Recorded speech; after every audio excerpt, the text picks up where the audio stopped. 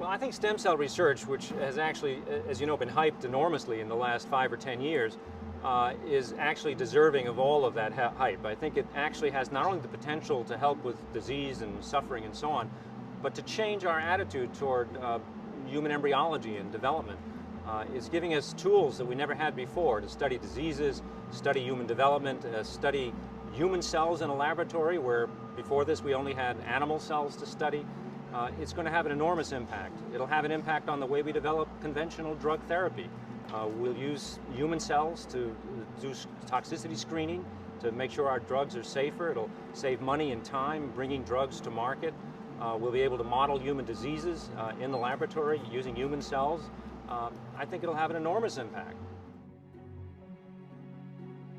Well, I want to be able to treat fetuses with congenital anomalies before birth.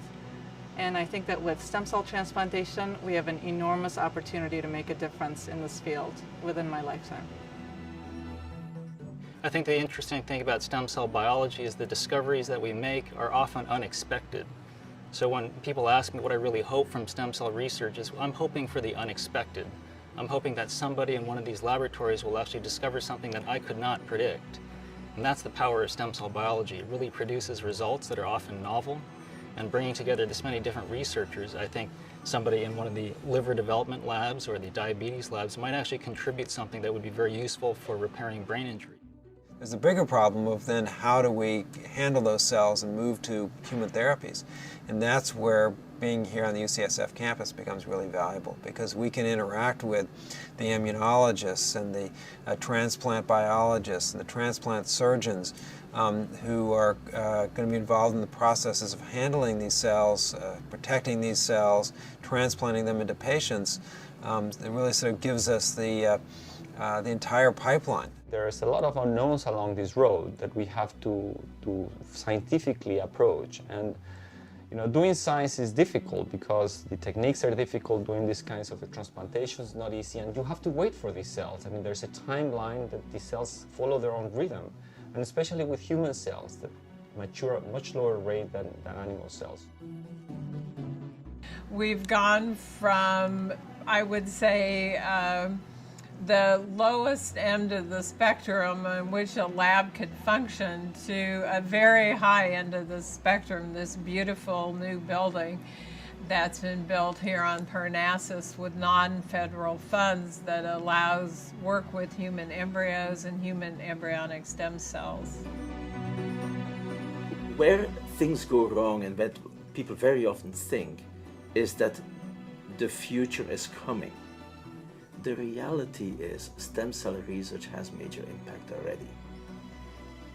Bone marrow transplantation, skin grafts. Why do you think that you can do skin grafts? Because you can expand cells in culture and reuse the cells to provide skin grafts. So many people don't realize, because that was from before the time that people coined all the stem cell.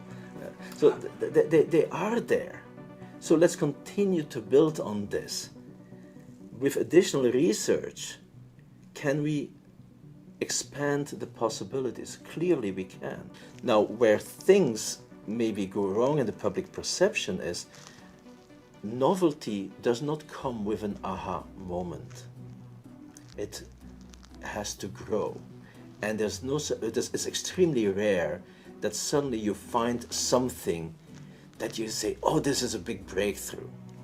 In many cases, it takes a protracted process to come to this point. And in many cases, actually, you don't fully grasp the impact of what you have until you started putting together with some other things which come later.